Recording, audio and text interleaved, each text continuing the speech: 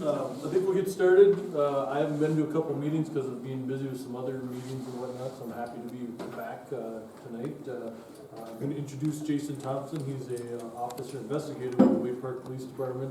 He's on the Central Minnesota Human Trafficking Task Force, which our sheriff's office is also part of, but we're only got him on there about 20 hours a week if we can get him over there. There's probably 80 hours a week work for all three of the investigators over there, but I'll let him kind of talk more about himself, and I think he has a guest also coming from the Terebinth Refuge, which should probably be coming and talking on a different side of the human trafficking thing. So I'll turn it over to Jason, and he can fill you in on his bio and whatnot. All right, thank you. I apologize. Normally I dress up for these presentations and stuff, but I had to come right from work, so this is usually what we wear to work every day. So, my name is Jason Thompson. I'm a Wade Park police officer. I've been a police officer for almost 18 years now, and I've been working sex trafficking related cases for about the last 7. You know, when I first started out, we really talk about the why, and really, so we had a group of school resource officers and investigators that worked together on a really part-time basis, where we would do just like buyer details or John operations or anything like that, until we started getting some of the bigger crimes like this. And this is the Motel 6 here in Wade Park. And on December 12, 2014, officers were dispatched to shots fired there. While investigating the attempted homicide, we located a 16-year-old juvenile runaway from Hubbard County. Who ran away just days after Thanksgiving. So if you actually take a look at this, December 12th, from the days after Thanksgiving until December 12th, it was about 3 weeks for them to find her on the internet, recruit her, groom her, place her on Backpage.com, and then start selling her repeatedly out of that hotel room. So this is her Backpage.com ad. You can read up on top of there, you know, you can tell that it's a juvenile. Crazy, right? Well, I also currently have braces too, but who cares? We can still have some fun. Then the phone number and everything else was on there. The pictures look very young and everything else like that. So we did a little bit more investigating, did a search warrant on the room. The room really had no luggage, which is really common. They don't bring a whole bunch of stuff into the hotel or anything like that. There's drugs, if this was a little bit clear here, there's drugs on top of the end table there. There's a condom underneath. There's a purse with a whole bunch of lubricants and everything else inside of it. So these two guys were making her do tricks out of that hotel room. Jonathan Hansen and then Alex Hazelrig there. And that's what they were sentenced to. So, so that was one of our first bigger cases that we took. And when I do these presentations, everybody's kind of like, well, this is a St. Cloud Metro problem, right? It doesn't happen anywhere else. Well, here's a case that we did in Bruton. You know, you get a population of 745 people. Started out in Paynesville, January 5th, 2017. A 16-year-old female leaves the computer on, mom walks by and sees those following statements right there in the computer. I'll let you read those. Some of the major things about it, you know, I'd like to train you and make you better first. You can use a little improvement to get you more money, things like that. So mom turns messages over to her local police department. We get a phone call, we go down and interview. 16-year-old girl is in love with this guy, so of course she's not going to say anything or anything like that, although we already have those messages there. So we end up arresting this guy right here, Christopher Jason Barkley, in his apartment in Bruton. He had another female juvenile that he was working or running at that same time. So trafficking in St. Cloud, we're really considered the training grounds for pimps of the metro. If they can find their victims in the cities, bring them up here because they don't know anybody, they don't know where they're going or where they're at, they don't have a phone, they don't have anybody to call. That way they can really start brainwashing them and get them to turn, and once they do that first trick, then they can keep on grooming them in that process and then bring them back to the metro so that they can do this continually. You know, we had found one in every single hotel, motel. 400 plus victims that we found. And most of those 400 plus victims, I'd say pretty much 99% of them are all local people right here. We don't usually find the people that are just traveling through or anything like that, because they'll place an ad one day and they'll be gone the next. We actually have a jail recorded phone call from one trafficker to another. The trafficker that we arrested was in jail, in Stearns County Jail. And he called another trafficker friend that was in Texas. And that Texas guy said, you got caught because you didn't move your victims around enough. You didn't call them victims, but you didn't move your girls around enough. And that's what they want to do, to keep them moving so law enforcement can't catch up to them, find them and do recoveries, and then talk with them and try to get them out of that lifestyle. So, I said before, we had this kind of loose agreement of school resource officers and investigators between multi-jurisdictions up until about 2 years ago, and then we got grant funded by the Office of Justice Programs to form the Central Minnesota Human Trafficking Task Force. We work with the Stearns County Attorney's Office. We've got a dedicated attorney and a data analyst out in that office. That data analyst position is probably the most important position that I have ever worked with or had. Before, when we take cell phones or anything like that, and most victims, traffickers have numerous cell phones, I would download those cell phones with a program called Celebrite, and usually you get anywhere from, you could get up to 25,000 pictures, you could get another 12,000 text messages, and so you're going through all of that stuff by hand. Well, that takes me and my partner off the street a lot and trying to do these recoveries. We just did a Facebook warrant for a 7-month period, and it was 51,000 pages. So our analyst went through this page by page, because that's how much people are talking all day long on Facebook and everything else. So that really helps with that data analyst position to allow the St. Cloud police officer, which is Trent Fisher, and I, and then also, like Sheriff Soika was saying, the Stearns County Sheriff's Office with their detective, Robbie Tyson, to work more of these cases and to be out there more visible and finding more victims instead of sitting in the office and paging through numerous pages of warrants. We work closely with the Central Minnesota Sexual Assault Center. When you can pick somebody up off the street and bring them to somebody where they can talk to somebody right away as an advocate, it helps so much more in our case in being able to do that. Mid-Minnesota Legal Aid is very valuable. We work with them when these victims just don't have charges related to this. A lot of them, if they could steal something and return it to get that money, their pimp doesn't care how they get that money, just wants that money. So if they could steal something, return it, and get that money and bring that to them, they'd much rather do that than get sexually assaulted. They'd also, lots of check forgeries, lots of drug charges involved with all of this. So Mid-Minnesota Legal Aid can work on some of these expungements where they can get these off of their records, so they actually have a chance, if they get out of the lifestyle, to get a job and to get housing and different things like that. Terrorist Refuge, we'll talk about that later. And then the Central Minnesota Child Advocacy Center, I know they're coming in January, I think it was, but it's amazing. I think that, along with advocacy, will really slow down trafficking in this area. A lot of our victims have physical or sexual abuse in their past that they've never gotten help for.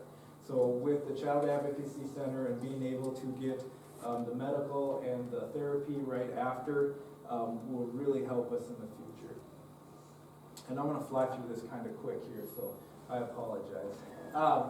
The trafficking, so we have it really lucky. In federal law, you have to prove force, fraud, or coercion of somebody over the age of 18. Under the 18, it can be by any means for the Commercial Sex Act. We here in Minnesota have it by any means. So if somebody lets you use their phone to post an ad and you know that, that's trafficking. If somebody gives you a ride to that stain or trick, that's trafficking. And that's where we can get some of these people that, it doesn't have to be where they receive money. It doesn't have to be by force or anything like that. So just giving a ride to somebody could be enough to get them a trafficking charge. We just had one, I worked a case, victim with trafficker in the phone, and then there was another trafficker in her phone. And it was a John, or a buyer, and he made the text message, was trying to pick her up and buy her that evening, and said, you know, they were gonna work out that arrangement, and she said, I don't have any place to go. So he said, well, you can use my apartment anytime you want, I'll only charge you 30%. Never met her in his life, never anything, made that one text message.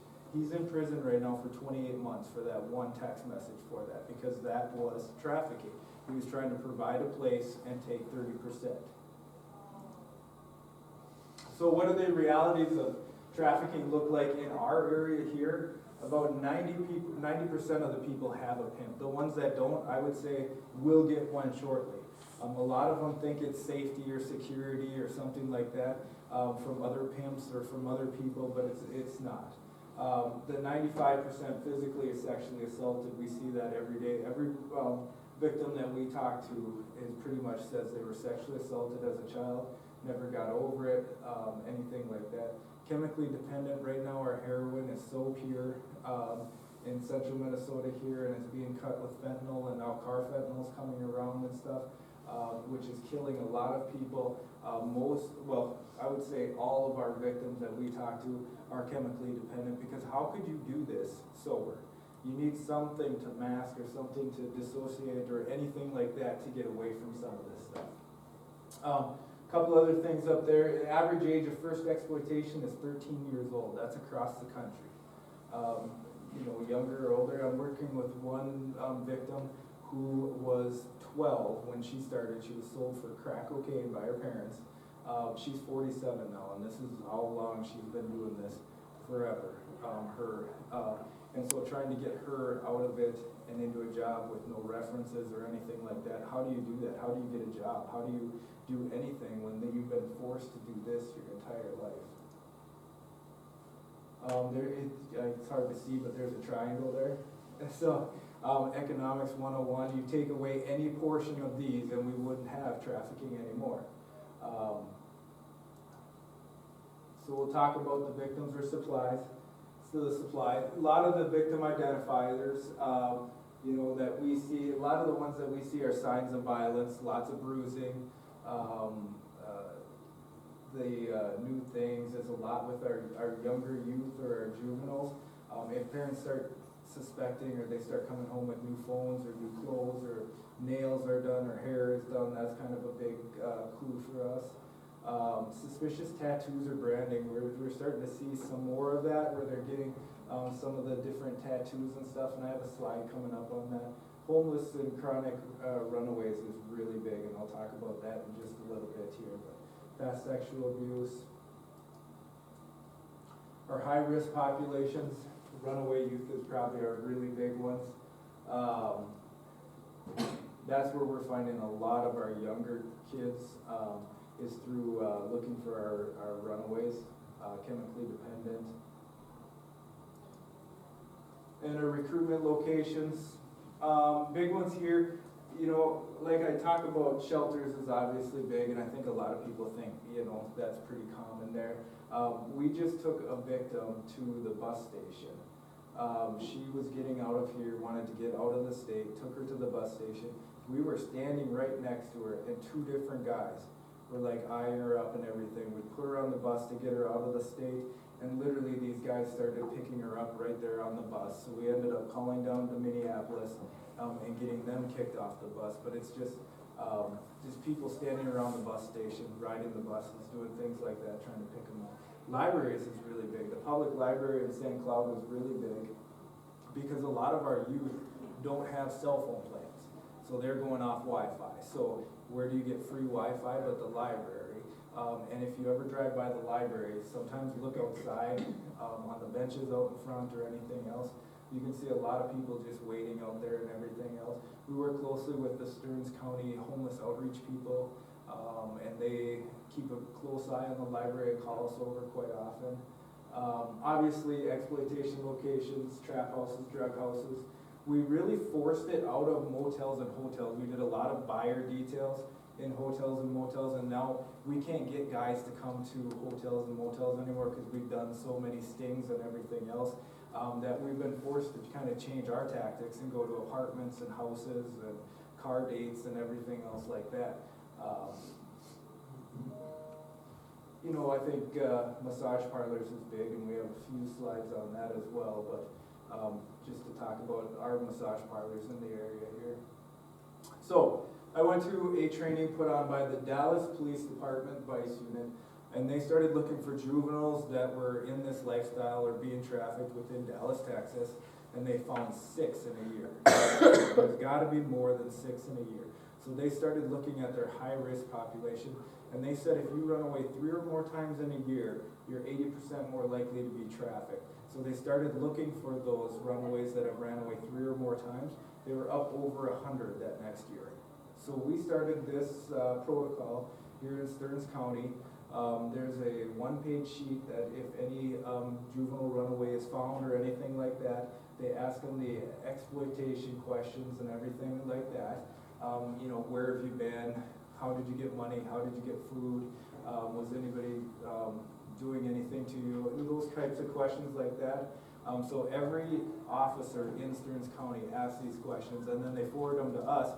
We meet once a month, and obviously if there's a kid that screens in that's at high risk, we'll meet before that, but usually we meet once a month to talk about all the youth around the area that are running away and what we can do and what services we can offer, because we're with probation and human services and attorneys, and so we all meet together to figure out best for those kids. And I think we're in the 20s now of kids that have been forced into this lifestyle and everything else since we started. So there's a safe harbor law. August 1st, 2014, anybody 17 and under can't be charged with a crime. So we don't charge any victims for solicitation or anything like that. Why would you ever charge a victim for anything that they're being forced to do or made to do? It's just another barrier for them to get out of the lifestyle.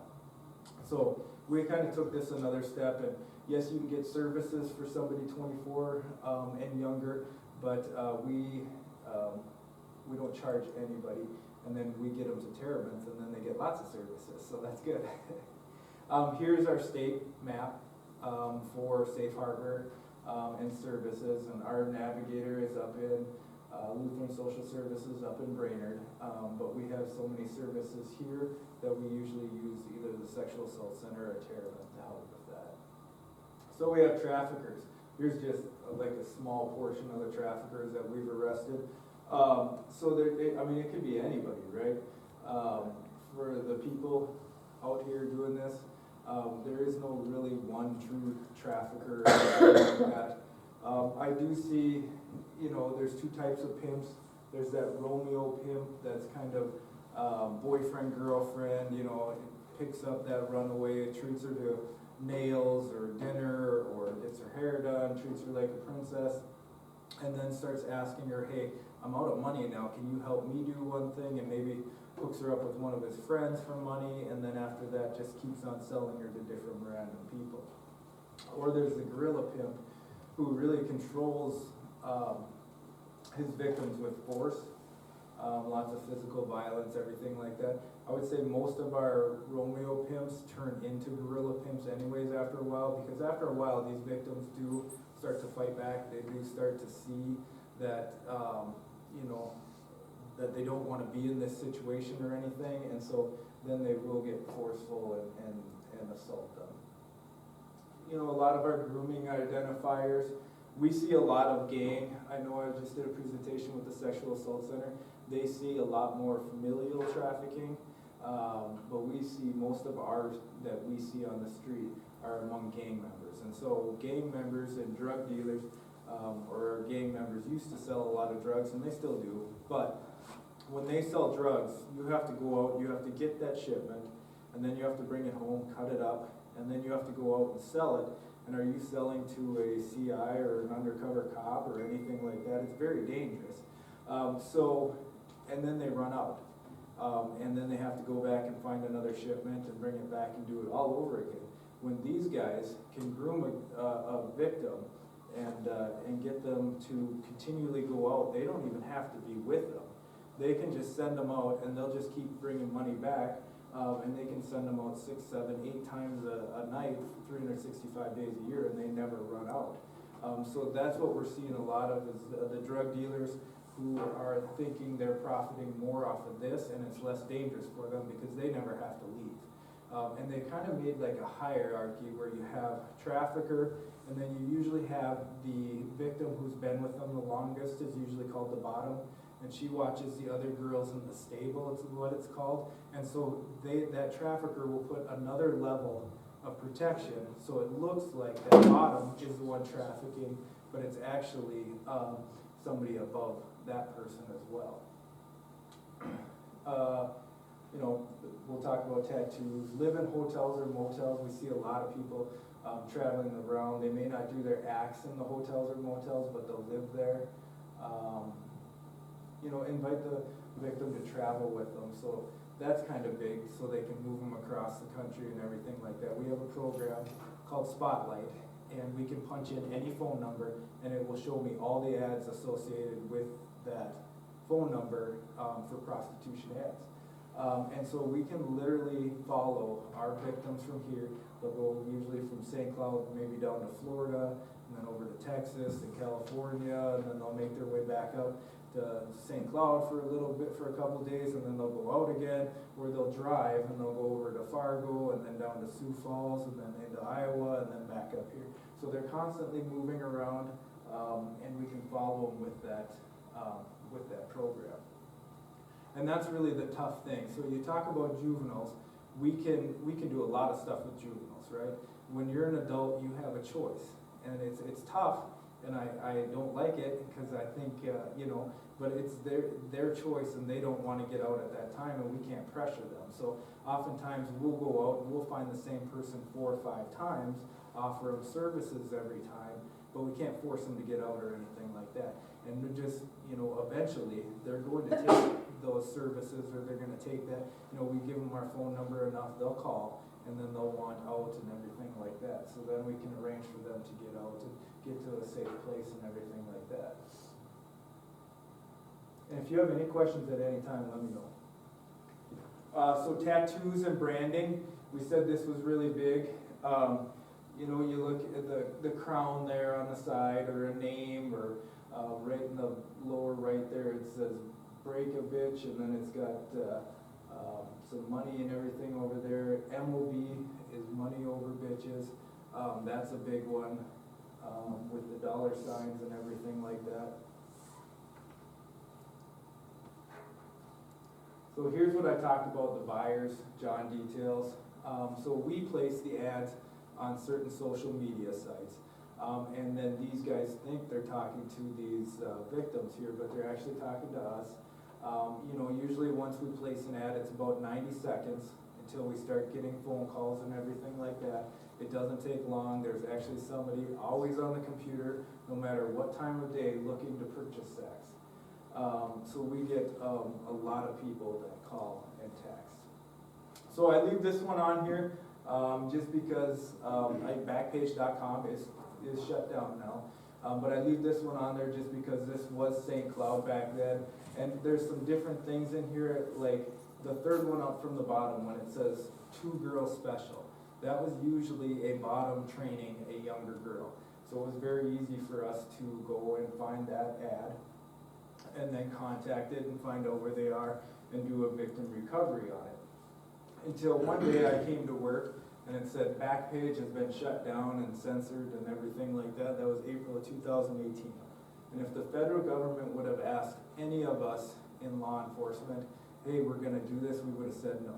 Because 80% of the people that were posting were right there on Backpage. So we knew where everybody was and who was posting for that day. It's not like it slowed it down, it didn't stop it, it just moved it to a bunch of different websites. Backpage was great, and yes, they were exploiting people and everything like that, but great to work with. So we had a subpoena or a US search warrant that we could do, and we could get back all of the ads and any ad associated with that ad, so we could find multiple victims. We'd have phone numbers, we'd have email addresses, we'd have IP addresses or the internet addresses. we could find that person very quickly, very easily, and Backpage would get it to us in under 24 hours. So it was just not a problem at all. Now that Backpage is shut down, it didn't stop it because, and actually these pictures are getting way worse than what they used to be. And it just keeps on going to, now there's over 200 different sites. And so it's a lot harder for us investigators to monitor all of that when you have all of these different sites. I would say that Skip the Games, Adult Look, City X Guide, Mega Personals are kind of the biggest ones in our area, so we concentrate on those ones a little bit more. But there's over 200 different sites, and by the federal government shutting that down, it really didn't do anything. The big thing about these sites is they're no longer based out of the US. So some of them are based in Australia or Canada or Europe, and it is, they don't follow any of our US search warrants or subpoenas or anything like that. So if we try to do anything here, we don't get any of that information, so we're relying a lot more on the victim to have to come and testify about what our trafficker did, because we didn't have as much evidence as we did when Backpage was up and operating. You know, who are the buyers? Do you remember in, I think it was 2015, I think the St. Cloud Times did a big article on sex trafficking and the buyers and all that, and then they printed all of these guys in there and everything like that. I battled with the Times there, not because of these guys, because whatever, you know, public shame goes a long way. It didn't stop anything. It slowed it down for maybe a month, and then it picked right up again. But there were a lot of people that I heard from that came down Sunday morning and opened up the paper, and there, you know, they saw dad or uncle or grandpa, and so there was a lot of secondary victims and vicarious trauma and everything else that was going on there. I think they had 4 or 5 females that showed up at the county attorney's office, didn't even know their husbands were arrested or anything like that. We actually had a suicide, and it was the father of one of the guys arrested was picked on at work. So there was a lot more that came out of it.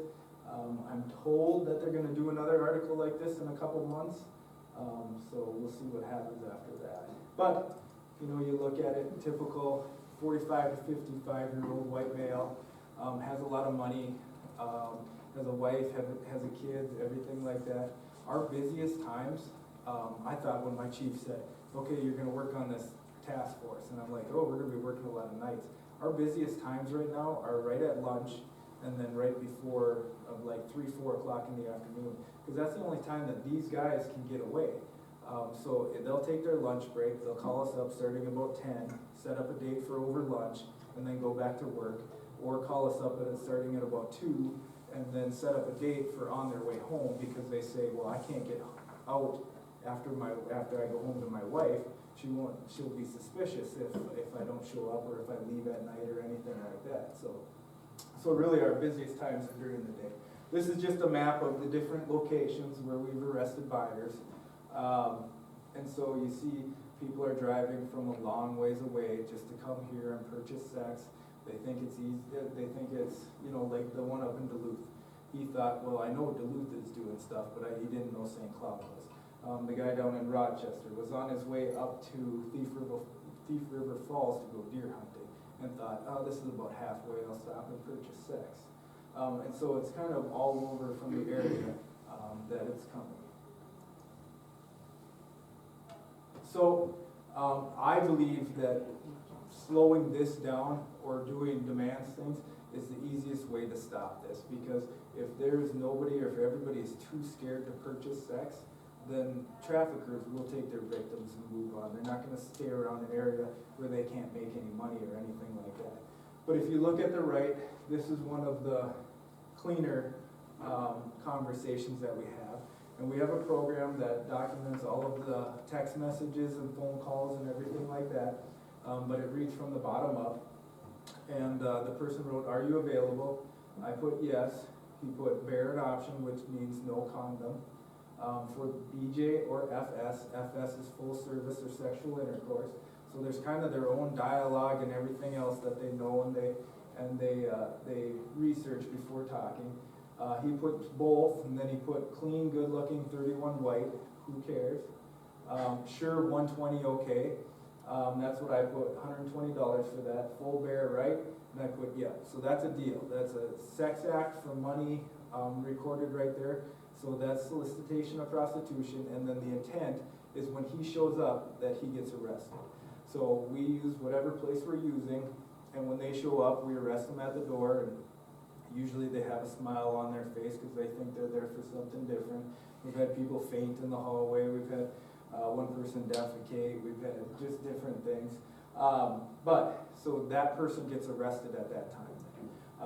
Gets put in handcuffs, everything like that. We don't take them to jail only because different cities across the state took all their buyers to jail. Well, the newspapers and the media really search that jail roster. So every day they look at the jail roster and they say, oh, so if we were using, let's just say the Kelly Inn for the example that day, and we arrested 5-6 guys out of the Kelly Inn, they'd be like, oh, Kelly Inn has a terrible prostitution problem. Well, it's not really that. We're arresting the people out of there and bringing them there. So they burned a lot of their hotels and they weren't allowed to use any of their hotels anymore. So we, when they show up, we arrest them. We photograph everything that they have on them. We photograph them. We read a Miranda and we take a statement and then we let them go. They usually get a court notice in about a month in the mail. And so when I do my community presentations, I tell the wives that if your husband all of a sudden starts checking the mail for a month straight, he's probably been arrested for this, because there's not too many that do. But what they don't know is that defense attorneys start flooding your mail as well. So you'll get a whole bunch of defense attorney notices and everything else like that. So the typical charge for these guys right now is right around a $1,500 fine, and then they have to do a 8-hour class on a Saturday. The Sexual Assault Center puts it on. It's Men Accountable for Sexual Exploitation, and learn about kind of the different realities of sex trafficking and everything like that. So, does it work? I think it works for some. For some, we've caught them again the second time or third time. What's the charge the second time? It just goes just to a gross misdemeanor. So, in a public place, it's a gross misdemeanor. In a private place, like an apartment or a house, it's a misdemeanor. But then your second one would be that, unless you're purchasing a juvenile. If you're purchasing a juvenile, that's a felony. Jason, you still forfeit Yep. proceeds and Yep. possibility of the car. Yep. Yeah. So when these guys come, that money that they agreed on, like that 120 right there, we forfeit that. So 60% goes to our task force for training and education, and then 40% goes to Safe Harbor. So that they can give services to the juveniles and everything like that. These are some of the things that we collect and we photograph and everything like that. Lots of toys, lots of lubricants. Somebody brought that electrical cord and like, what are we gonna do there? I was gonna tie her up. The funnel was for urinating on each other, and so this is not your typical, I mean, this is the worst of the worst fantasies that some of these people are trying to live out and everything like that.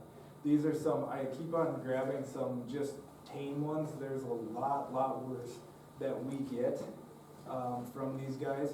These are just some of them. As you can see on the top one there, I was so bummed last Friday as my wife was gone for the night.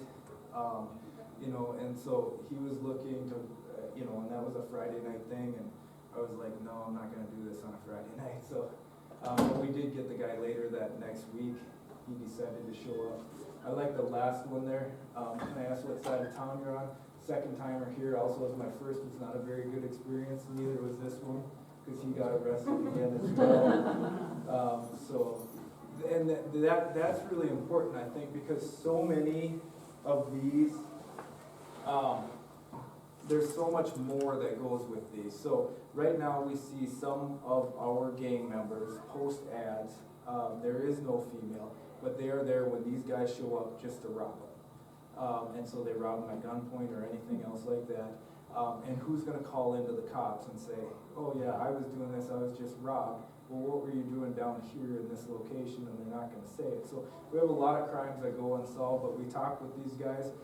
We usually do victim recoveries, and the victims will let us download their phones, and then we'll find the buyers in the phones, and talk with them, about what they did and if they saw any of the traffickers or anything like that. And then these guys will start telling you, you know, hey, I was robbed, or I was this, or I was that. And so we do get some of that intel, but this guy is just creepy. They all are creepy. Yeah. Yeah. This one's creepier. This one's creepier. So the pictures on the bottom, if you click on them, then in our program, it shows the pictures that he sent, and he's in women's underwear and everything else, but, the only thing I could come up with was, you need help. And he put, yeah, I know, but it'll be fun. And I'm like, no. So why here? Maybe you already talked about this, and I apologize for being late, I was in a little negotiations going on. No problem. Why here? Why are there so many, It's everywhere. I know that your wife and my wife work at the same place, Yep, so I yep. should make sure that's pointed out right off the bat. Yeah. But I keep hearing that St. Cloud is the most in the state, Yep, it's not. okay? So Thank we you. are behind the metro by far. Okay, I think there was a Google article going around that St. Cloud was the worst place in the country for a while for this, and I'm like, no. So, I think a lot of the stuff that we see, here is we're putting a lot of resources towards it. We have so we're, you know, it's always been around here, but we're starting to recognize it when we make these cases. These are some of the biggest sentences that we've ever seen. So when we get this guy, we just did a case, 25 years for a trafficking charge and stuff like that. So that makes papers all over and everything like that. It is, we found it in every community here in Stearns County. It's happening everywhere. I think it always was. A lot of it may be for drugs or for different things like that, but. so the guys that are trafficking, Yep, they've got a group of kids, basically, adults or kids. right? Yep. So how do we do a better job on making sure our kids don't become tied into those traffickers? Yeah, exactly. And I think that the biggest thing that we could do there is early education. I also I'll have, touch on that. you'll touch Oh, on I'm that? sorry. Okay. No, you're good. I also do a social media presentation, and that is really where it's at. Social media and everything like that. If parents don't know their kids' passwords and don't go regularly through their phones or anything like that, we just had a parent that turned over a phone. Her 16-year-old son had 8 to 10 guys that were trying to come here. One was 43 from Wisconsin that was gonna drive over here and sexually assault him and everything. I mean, it's happening all over. We had a 15-year-old girl, wanted to go to a concert. She didn't have the money, so one of her friends said, why don't you go on Sugar Daddy and start to find yourself a sugar daddy? Well, they did that. They met up at the movie and she thought that would be it. They'd only have to hold hands or anything like that. And then he's like, no, come to my van now. So, and that was a 58-year-old guy from the cities with a 15-year-old girl. You know, we've done a whole bunch of these juvenile guardian angel stings and everything like that. There's so many predators out there right now, that it's unreal. I am a member of the ICAC, Internet Crimes Against Children, and I went to a training in St. Louis, Missouri, and we went on this chat site. I put myself as a 13-year-old girl, and under 5 minutes I had a 50-some-year-old guy masturbating on webcam, and it's just that easy, where we were on just chat screen talking about, you know, soccer and everything else like that, and then these guys come on. So I think that's the most important thing, is knowing what your kids are doing, and then early education and being able to talk to them, not getting upset with them and shutting them down and everything like that, but being able to talk to them and realize that this is out there. So I think that's probably the biggest thing.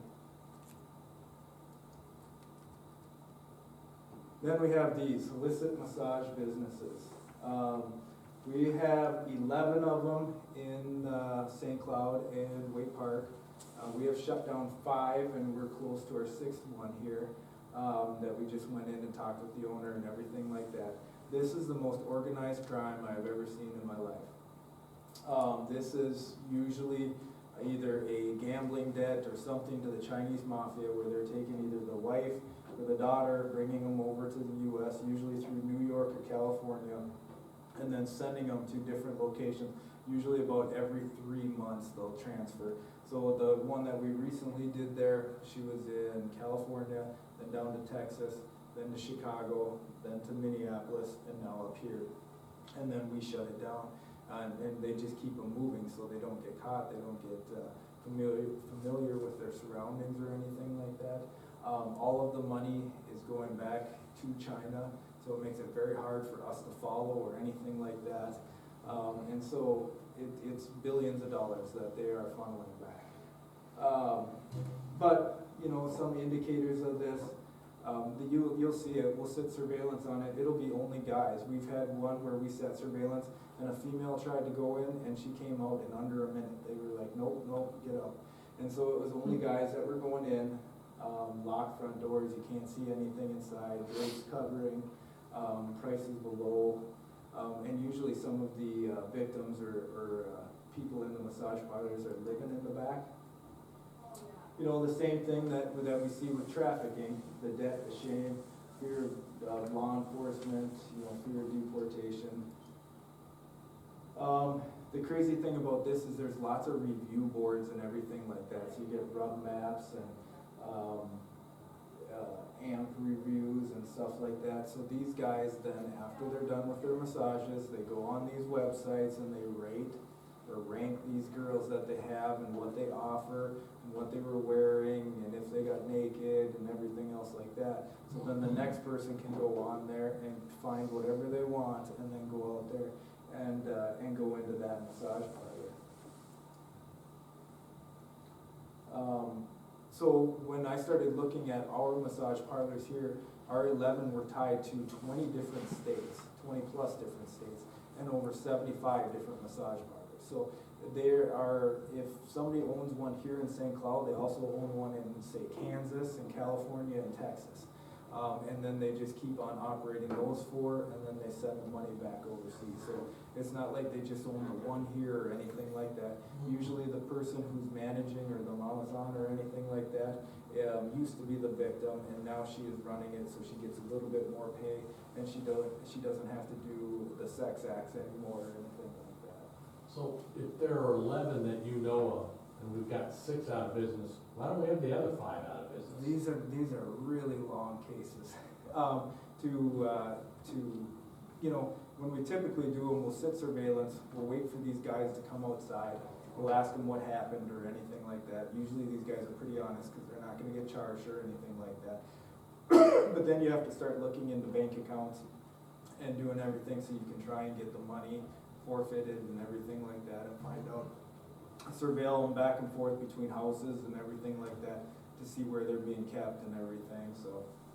So this is to also get the victims in terms of the... Yep, get the victims and then get the traffickers, and, you know, once you start getting bank accounts for, search warrants for bank accounts, it's gonna take a month or two just to get results back from a lot of these banks and everything else like that, so. Are there other businesses? Are there restaurants, nail places? You know, so we've had tips on nail places, but we haven't had anything more than that. And then usually, I mean, that's the only places that we surveil, because we have so much with the trafficking end and everything, are only the ones where we get complaints. So a guy will come in and say, hey, I received this service and I didn't ask for it, which is very common. These masseuses, they know what these guys are coming for. So when a guy that doesn't know what it's about goes in there, they're literally just rolling them over and starting the sex act without even them saying, whoa, don't stop or anything like that. So it's almost instantaneously, every guy will say the same thing. They'll pay for an hour, they'll get maybe a half an hour massage, and then the masseuse will do the sex act and go from there. But we don't have anybody saying anything about any of the other stuff. We've had one complaint on a nail salon, but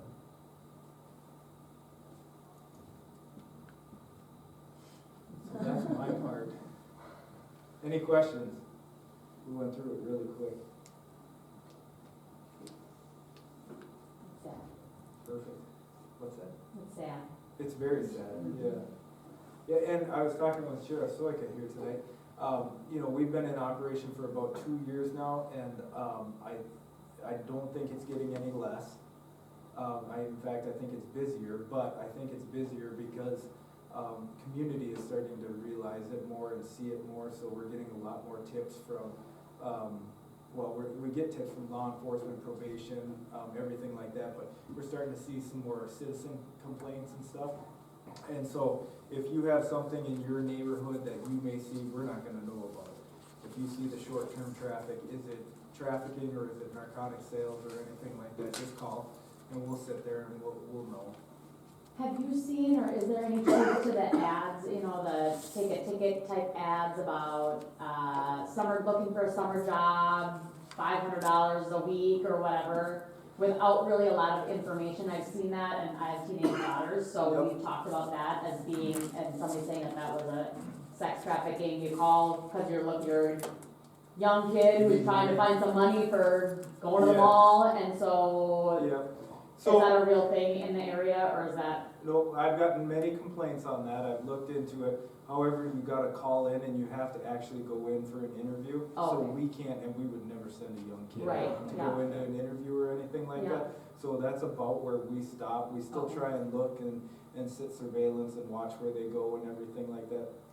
The newspaper sales people that go around, we've had complaints out of that, where we've actually had victims come forth out of that and say, hey, I was trafficked out of those newspaper rings and stuff, or the magazine sales and stuff that go door to door. Mhm. So we've had that before, but those are really tough because we've called and everything and they say, no, you have to come in for an interview, so.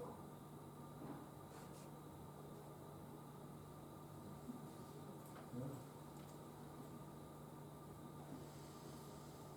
All right, you're up. David, thank you very much. Oh, you're doing intros. Do you guys consider that? Yes, I do. I definitely think like a takeaway from his presentation is, you don't wanna be that parent that's super, what's the word, it's good to kind of keep tabs, because the predators aren't the people sitting in creepy vans anymore down by the park, they're probably still there, but, the social media is huge. A lot of the stuff that they do, cause when I ran the drug task force, we worked with, he and Nick Reba, who's now at the VCA with the ICAC here in St. Cloud, but, and it's absolutely true.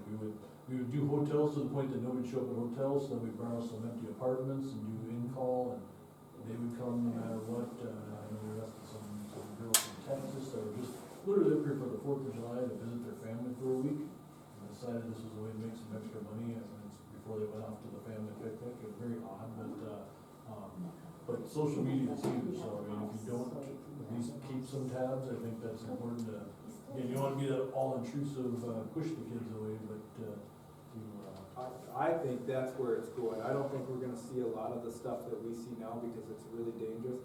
So Snapchat just added Snap Cash, so you can actually pay somebody for pictures now. So these predators are starting to get pictures of young kids that they're asking for and everything like that. And once you start getting into a lot of the stuff with Facebook and the end-to-end encryption, and now they're starting their blockchain, which you can be literally anonymous by the time you do this, these online predators looking for child pornography are gonna be almost impossible to detect, so. So next week, Paul Moe, one of our ITS teachers in the district, is doing a presentation out at the high school. Brenda, do you remember which day it is? And it's, both of our PTOs are supporting it, where they're trying to get information to parents about what to be looking for. And the strange thing is, we're talking about 2nd, 3rd, and 4th grade parents, but we get them to come to meetings. Yeah. So is that way too early to talk about some of this? No. The curriculum that the Sexual Assault Center and Terabith, now can offer, is for ages 12 to 18. So There's a middle little school bit of ages that. would be awesome, yeah. and the Child Advocacy Center is doing from kindergarten. Right. You know, so we're covering kind of everybody here, so it's really good. Well, thank you. I am Sherry from Terabith's Refuge. Please excuse my voice. I've been sick with a cold and strep throat for the last week, so I will try to muscle through this. Jason stole most of my material, but that's awesome, because it sounds better coming from him anyway. So, objectives, commercial sex exploitation, Jason already covered that. Basically, exchanging sex for anything, including money, drugs, food, shelter. We talked about safe harbor law.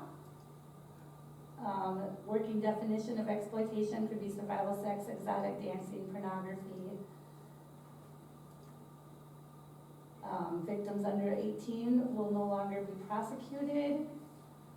Human trafficking happens every day, every hour, every minute. There is no perfect victim for the crime. Jason already talked about that. Common cases of sexual exploitation. Boyfriend pimps, I think that seems like the women at Terabith, that seems the majority of the women come in and they don't even understand that they're being trafficked because it's their boyfriend and they love their boyfriend and their boyfriend loves them. And so it's a brainwashing manipulation thing where they really feel like this man loves them, and he just needs money or, you know, whatever. The recruitment, there's no shortage of demand, as Jason just said. Traffickers can be any kind of person, female, male, black, white. Starts with like, you know, flirtation, peer recruitment. Jason had mentioned past sexual assault or child sexual abuse. A lot of the women that we had at Terabith, I talked about when they were a child, they were sexually abused, which makes them more vulnerable to then getting stuck into this life. Physical abuse, gang rape, pornography, changing their names, threat of getting in trouble. How they keep them in there is a shame. Physical violence. We've had women at Terabith that have had their family or children threatened. They're gonna burn their parents' house down. Addiction is a big one. A lot of the girls that come to Terabith have drug addictions. Either they were addicted to drugs and then the sex helped enable them to get more drugs, or they started using drugs afterwards to help deal with the trauma of having to go through that.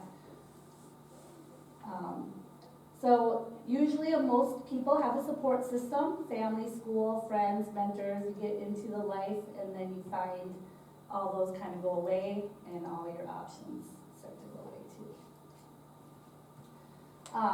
The impact of sexual exploitation is not just, you know, the physical stuff, but psychologically and emotionally it impacts you. Social impact, spiritual impact. Some of the vulnerabilities, homelessness, like Jason mentioned, history of sexual abuse. We've had women that have had serious mental health issues, addiction, criminal charges.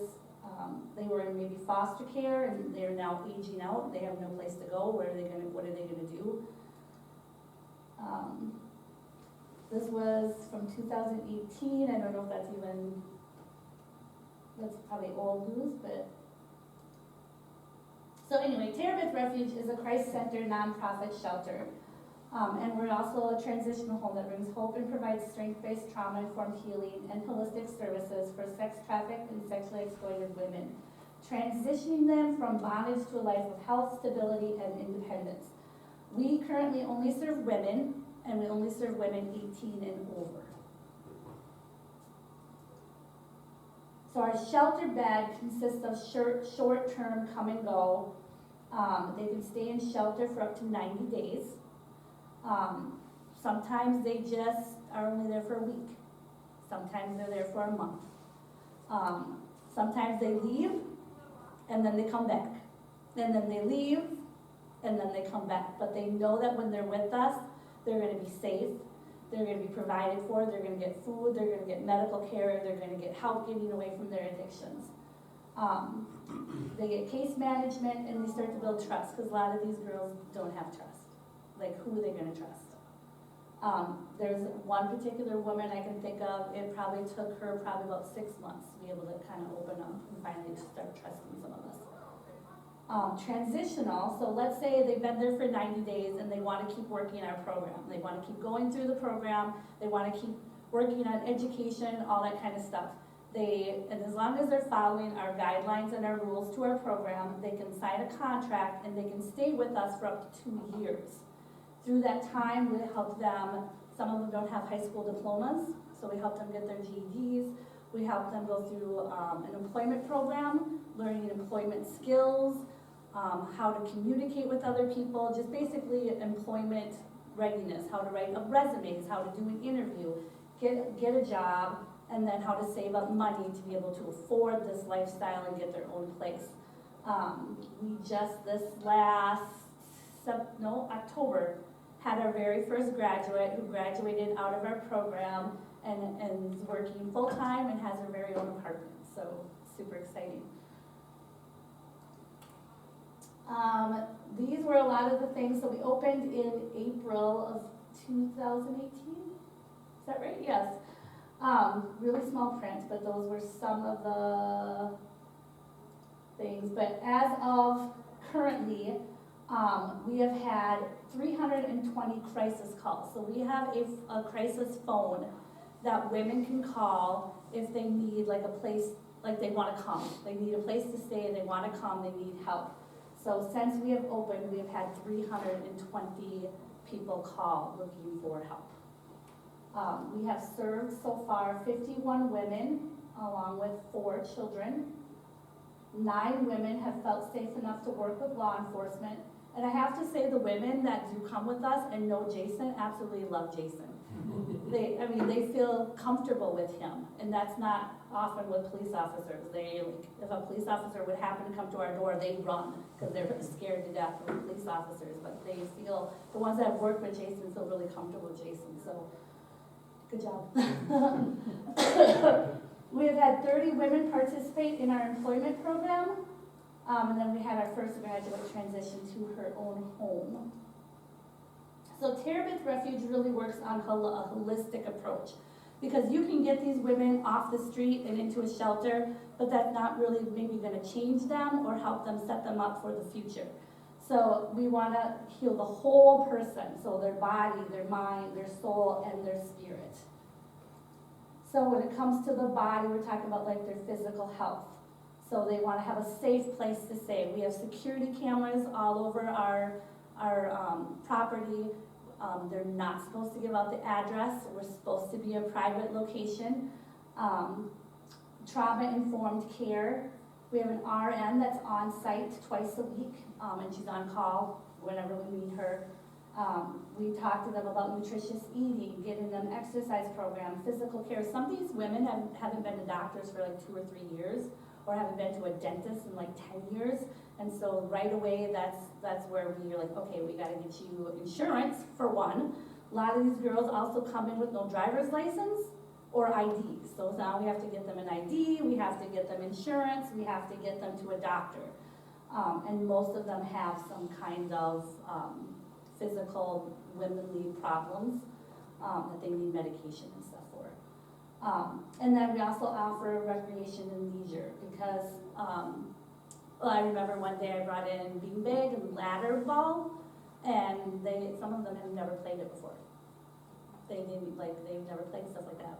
We had one girl that never rode a bike before, and she learned how to ride a bike. I remember on the crisis call one day, I had this one girl call, and she was in her 20s now, but she said she had been sexually exploited at the age of 6 up until she was 12, and then trafficked from 12 on. And she's like, I've never had a teenage life. I've never enjoyed all those things that teenagers got to enjoy. I just want to have fun. And luckily, she eventually did come to our program. So for when it comes to mind health, we want to look at things like PTSD, depression, anxiety, any other diagnoses, and drug addictions. So we have 2 survivor advocates that work with us. so they can relate. They've been there. They know exactly what they're talking about. The terminology that they use, they know it, they've got it, and they can also see that these women have overcome it. Trauma-based therapy, because these guys all have trauma. Not one of these girls come into this without some form of trauma. We have a guy that comes in once a week with his dog, and they just lay on the floor and pet the dog and cuddle with the dog. And then we have another woman that does equine therapy, and the women absolutely love going out and just being around the horses, and she's got dogs and cats and petting the horses and getting to ride the horses. It's something very therapeutic about being around the horses.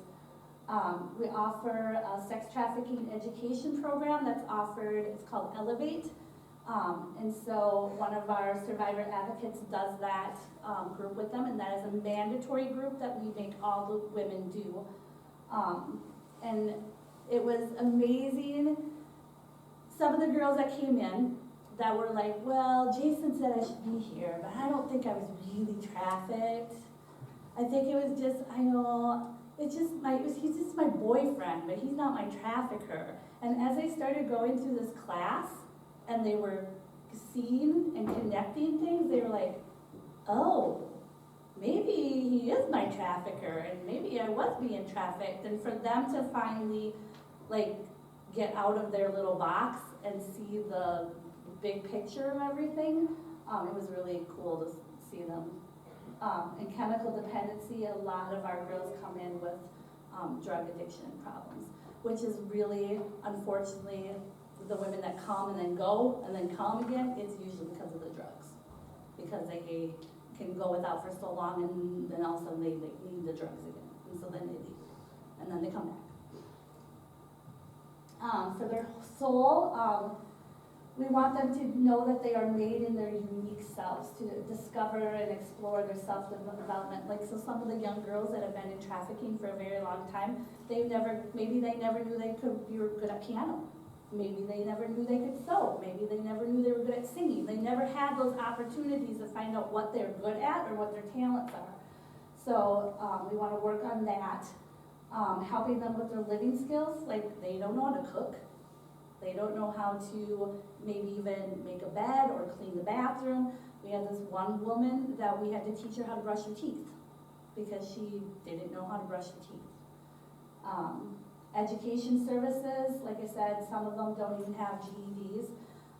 We have one right now that is getting her GED and 2 that are going to college right now, so that is awesome. We have a legal advocate or a legal aid person that is right at our place, at our house, to help them with any legal advocacy stuff they need. And then we have an employment program. It's a computer program, so they follow the program, and then they have to pass tests and then move on to the next one. And then once they finish that, then they have to write a resume, they have to do mock interviews, and then we will let them go off and get jobs. When we first started, we were letting women go get jobs, especially if they maybe had a job before, but then we found out it was too much socially for them. So something would trigger them at work and they didn't know how to handle it, so then they would quit. Or going through drug treatment and the programs that we offer at Terabith and working was just way too much. And so we're like, you need to focus on you right now before you can focus on anything else.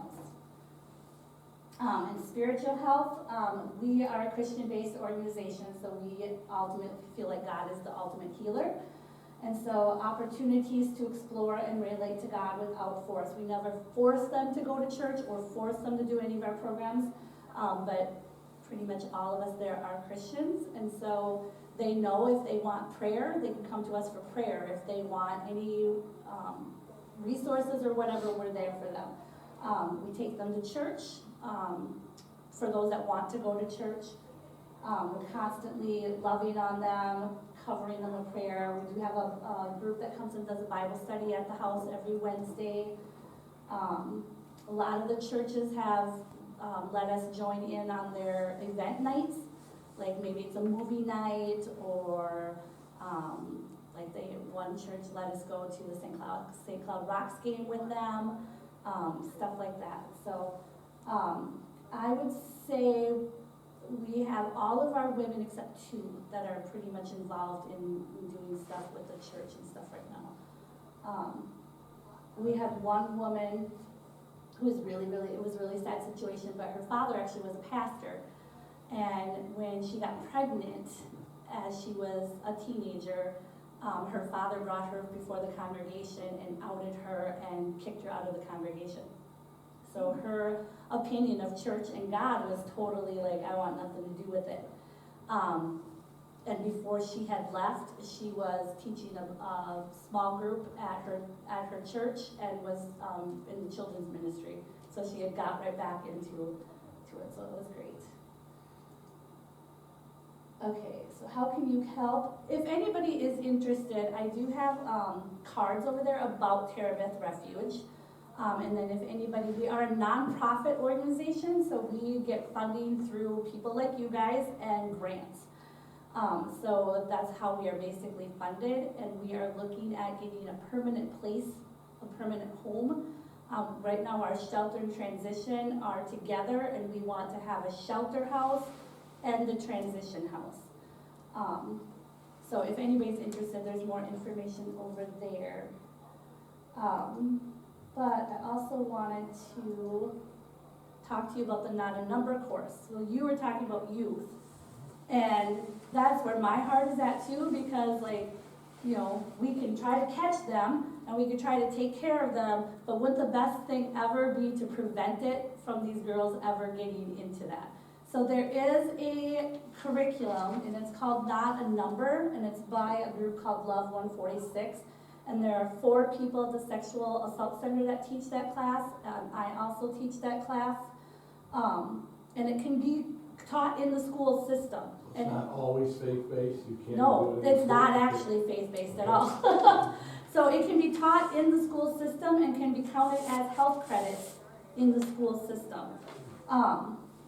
So one of the things, so it says the content of Not a Number is presented in a manner that inspires youth to make safe choices, utilize healthy support systems by not focusing on one particular aspect of the issue, focusing on respect, empathy, individual strengths in the relationship and personal social personas.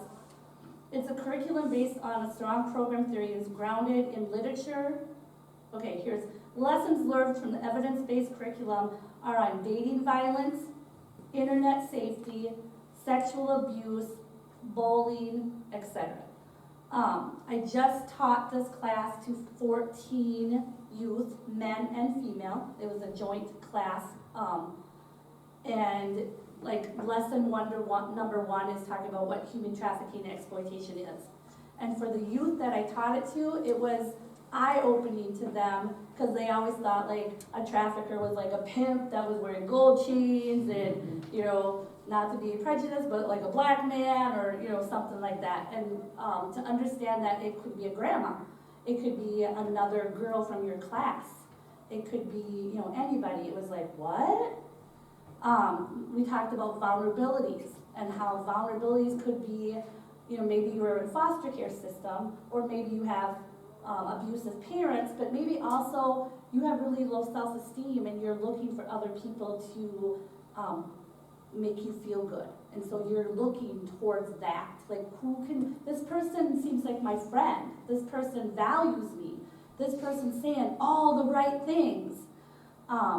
Number 2 talks about culture and society and how all that plays a role. Media, especially with youth, how all that plays, oh, this is okay and this is okay. Module number 3 talks about red flags in relationships. Module number 4, again, is talking about vulnerabilities and resistance. And module number 5 is risky behaviors. And it really sets up them looking at all the avenues of basically being a teenager. I mean, if any of us remember being a teenager and how we sometimes put ourselves in risky situations and we didn't realize how risky they were at the time. But it's helping them come up with a safety plan A, safety plan B, safety plan C, safety plan D, what to look for. Maybe this person is being really nice and he's saying all the right things, but maybe it's really not a 14-year-old boy. Maybe it's a 38, 50-year-old man you know, not, all the internet safety things of don't becoming friends with people that you don't know. But it's done in a way where the kids are all interacting. It's not just somebody standing up presenting. They're all doing activities. They're all feeding off each other. So anyway, I think it's an awesome, amazing program. And I know here in St. Cloud, the Sexual Advocacy Center does do that. They have 4 people that are doing it. If anybody is interested, they have a thing here if anybody wants it taught anywhere. It could be in a school. I did it with a youth group at my church, but they will do those. I also do them myself, but I currently work at a school system myself right now, and so I can't leave my school to go teach it at a school. So that's that right there. But if you guys are interested, this is just a little video. Thank you. And this is talking about that not a number curriculum.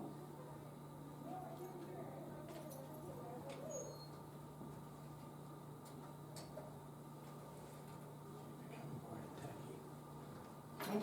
Try it.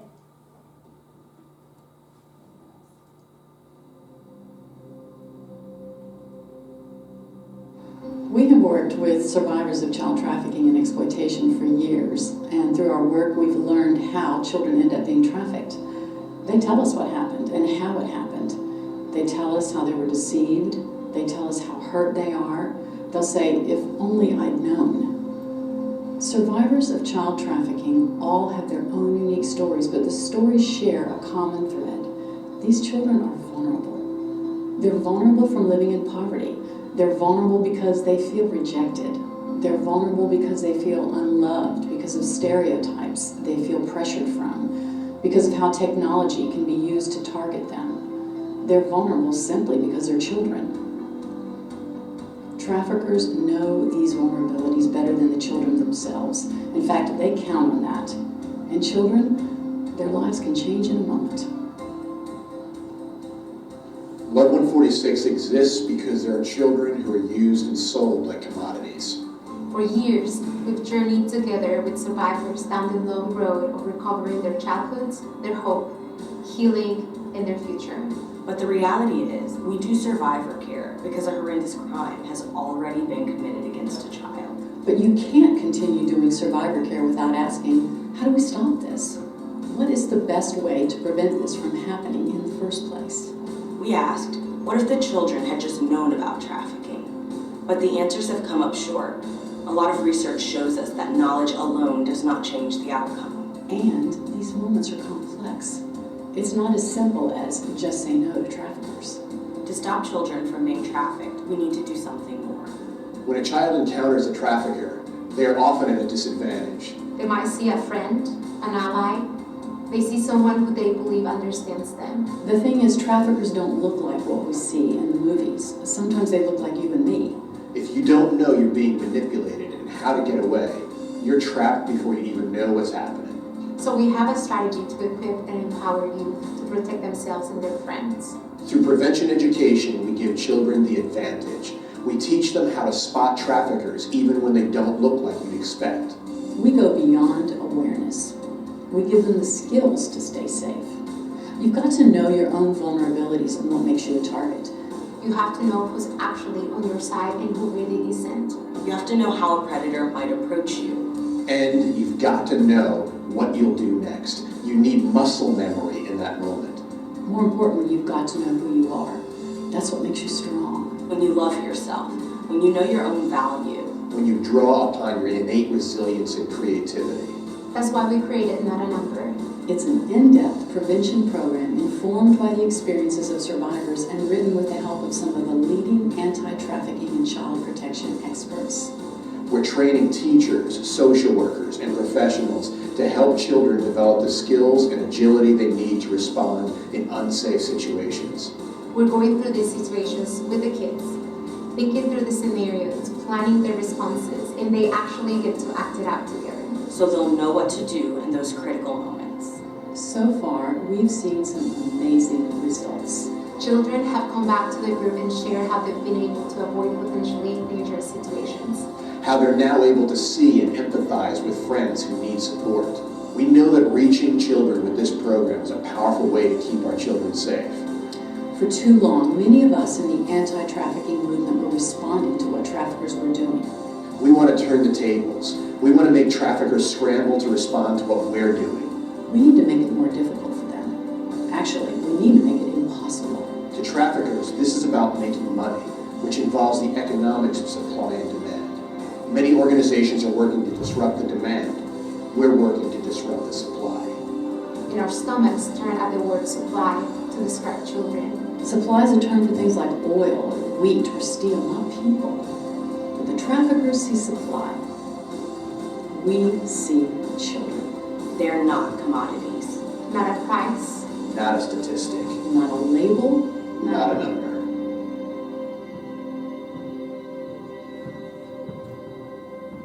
So when I went through the training for this class, I like instantly fell in love with it because, okay, so I'm a mom of 7 kids and 6 of them have teenagers on up into their 20s. And I was one of those moms who constantly was checking my kids' cell phones. They weren't allowed to have, passwords that I didn't know, all that kind of stuff. But not a lot of parents do that. But even my own children could have fallen into some of this stuff so easily. I mean, I did have my one daughter, she wanted to know she could go meet up with this boy in Maple Grove. And I was like, no, do you know him? And she was 18 at the time. And she's like, well, we've been talking online for a while. And I'm like, not just because I'm your mom, but even if you were my friend, I would be like, no, it's never ever a good idea to go meet with somebody that you have never met in person. But she didn't see nothing wrong with it.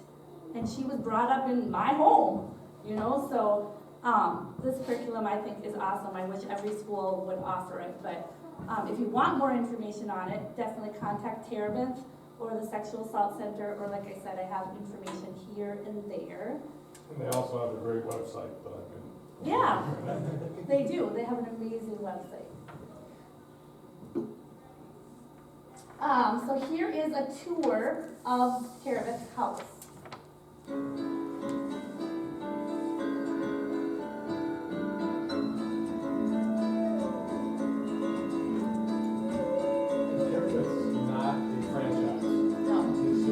It's just this. Yep. And I realized my L is in the wrong place.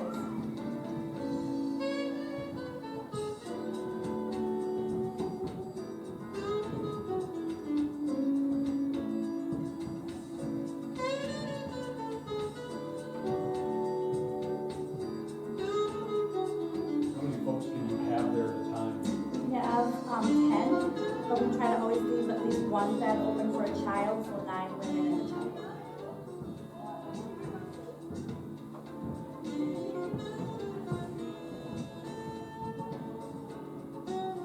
Are they all private? I mean, they're all single rooms? No, we have 2 single rooms, the rest are double. They would love it if they were all single rooms. And their kids are with them or not? 1, we have 1 child under the age of 5.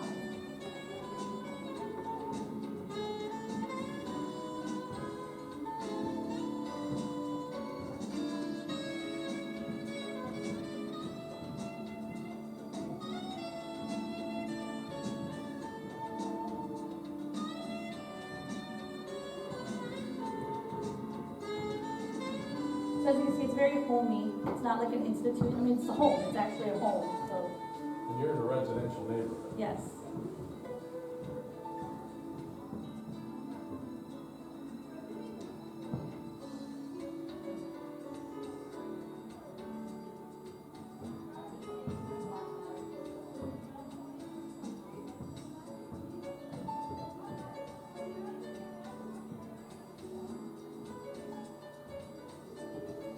There's a double room.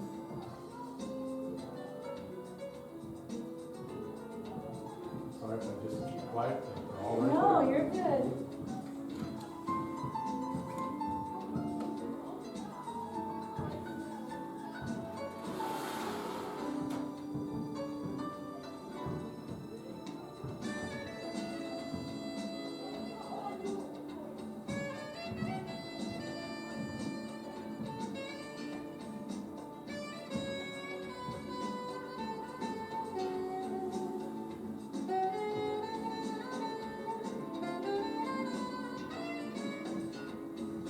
Our pantry is no longer stocked like that. So if anybody feels led to stock our pantry, that would be awesome.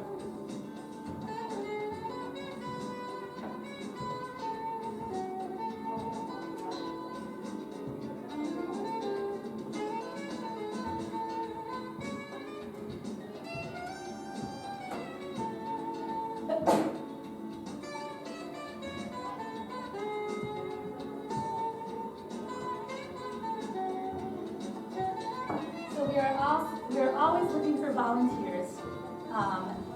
Transportation volunteers are huge. Like the women have like doctor's appointments, dentist appointments, school, counseling appointments, whatever. And so we need people to help drive them back and forth. The bus system doesn't really work right now because sometimes the bus is a trigger for them. Or they'll get on the bus and they'll run into somebody that they know and then they don't come back. And then we get a call from them 2 days later from the hospital saying, sorry, I ran into so-and-so, you know, whatever. So we found, at least during their shelter stay, their 90-day shelter stay, we want to be them driving with either a staff or a volunteer that has gone through the whole background check. We always could use donations of like hair products or clothing or food, stuff like that. Always financial donations are also amazing. We have women that come in sometimes and want to cook a meal. So they'll cook a meal and maybe teach the women how to cook a meal or teach them how to sew, different stuff like that. Yard work, in the summertime especially, we need a lot of yard work done. In the wintertime, there's like snow removal, stuff like that. It's women that work at the house, and so a lot of times for us to get out to shovel, the driveway is kind of a big driveway, and so we don't have a lot of time to do that kind of stuff.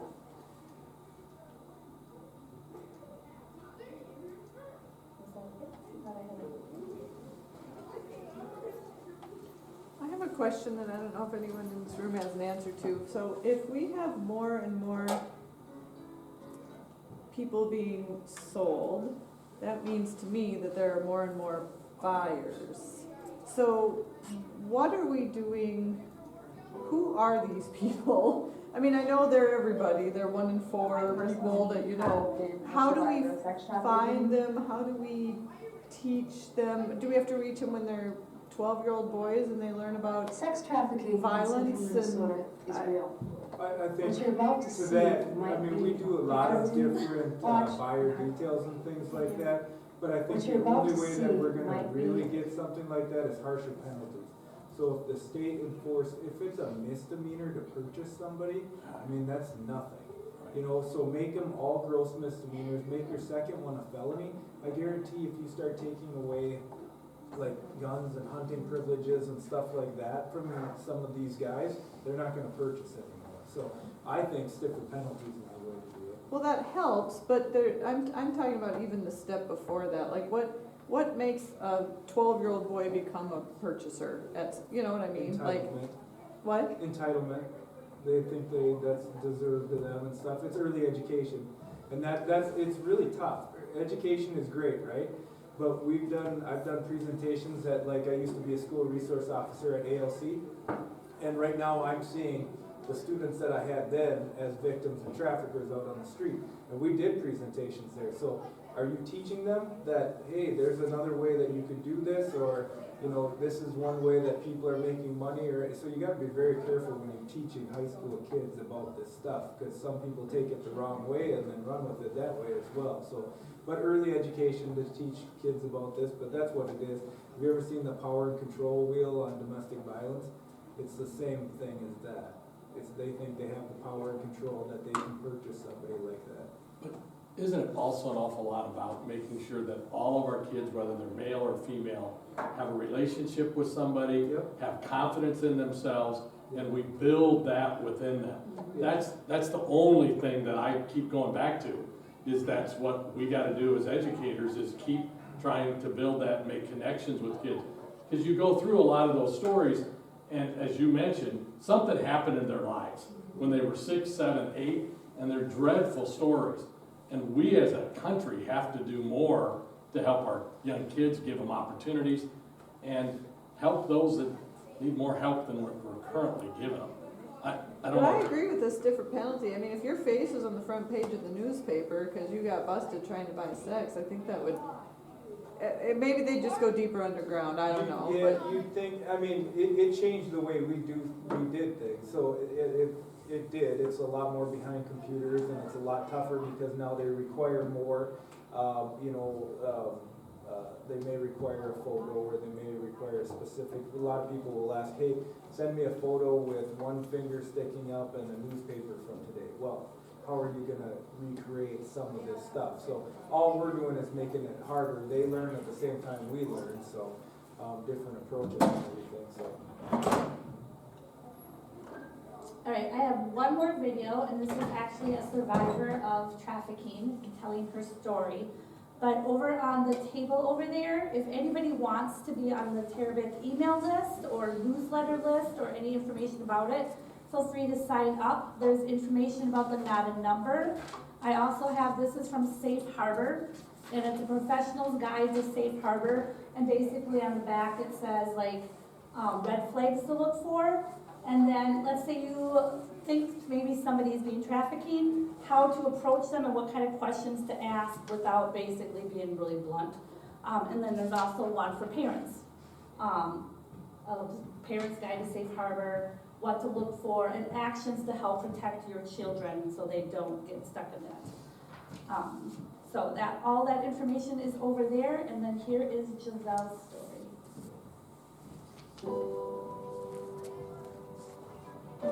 My mom had issues. She had 10 children, was unable to take care of us. First foster home I went to was horrible. The woman really mistreated us. She put us in a closet and refused to feed us for like days. So my first encounter with the system led to me not trusting the system, and I felt like everywhere I went, I didn't know what was going to happen. So I ran away. I worked about 24 years at the Heartland Girls Ranch, and there we worked with girls with emotional behavioral issues, and these were girls that came to us very damaged, very hurt. Often there was abuse and neglect in their home.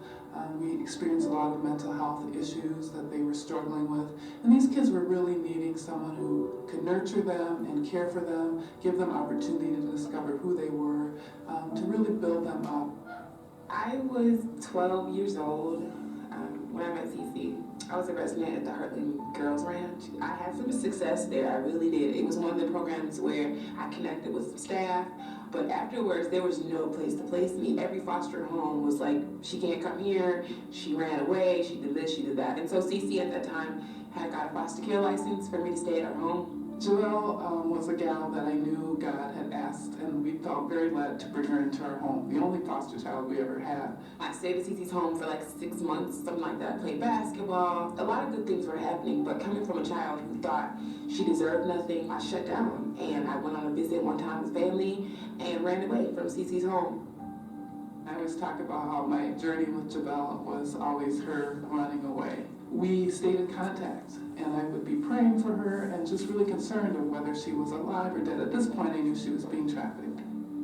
Within like a week of me being on run from her home, I ran into a trafficker.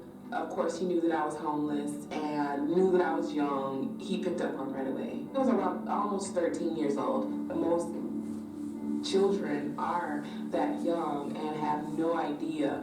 You're so frightened and so scared that this man or these people will hurt you if you leave, or there's nowhere that you can go that they won't find you, or that they're constantly around the corner looking and spying on you. It's placed in your head from day one. Second or third night that I was around this trafficker, he made sure that I knew he had a gun. He made sure that I knew that if someone got out of line, he'd beat the crap out of him, which is what he did. It would be sometimes a year at a time before I'd hear. I'd be praying, and all of a sudden I'd get a phone call and it'd be Jabelle. And I would just tell her how much I loved her and encourage her to do what she could to get out, and that I would help in any way. And then she would disappear for sometimes another year or more. And it felt like a long time, because there were times where I truly didn't know if she was alive, and I would just be praying for her. Even if a woman was to walk away, what would you do? I saw no way out. Simply because who would hire me?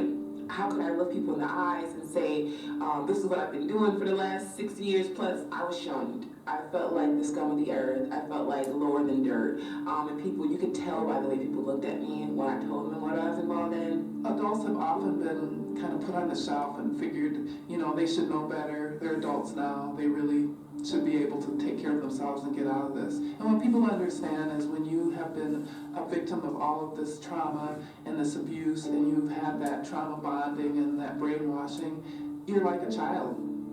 You have not gotten the skills and abilities to even figure out how to get out. And so working with these women really means surrounding them with the support that they need, the nurturing they need, but also the skills to be an adult person. There's only a few ways usually the life ends. It's suicide or an overdose or homicide. That being said, I just know that life is worth living. For someone to get out of sex trafficking and exploitation really takes a lot of support. Not only do you need to physically stop the act of trafficking, but you have to have chemical dependency support. You have to have spiritual support. And then we're looking at all of the necessities of therapy and building skills into their lives, teaching them ways to be employed, and to really understand that they're worthy of a good life and that they are a valued and loved person by God. There's no parallel to having someone that has been through what you've been through and can understand. I mean, people can empathize, but to say, I know. Jabelle has grown to be an amazing young woman, and I want her to be that path for others to see they can do the same. Up until recently, there really had not been any type of housing services in central Minnesota for these sex trafficked and exploited women. Terebinth Refuge is filling that need. These are women and children and people that will die or be lost forever if we don't do something. We really look to you in the community to support us and to, in that way, really save lives. God is a God that loves and desires healing and restoration in lives. And with the work that we're doing at Terebinth Refuge, we are allowing God to do that work in the lives of these women. And so there's hope. There is hope.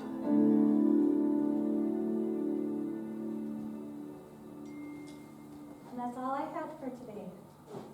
Thank you for bringing that. You're welcome. There's been a lot of information tonight. Any other questions?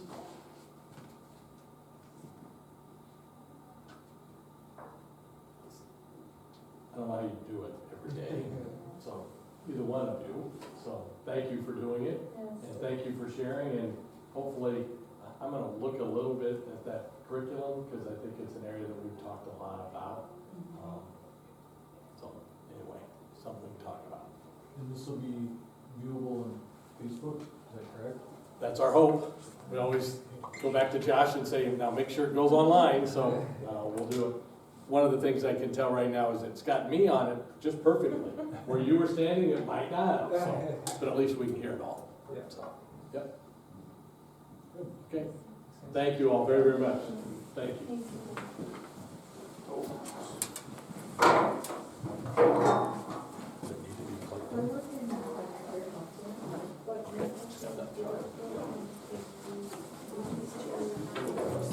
Thank you. Does Les help provide the home? I got the wrong story.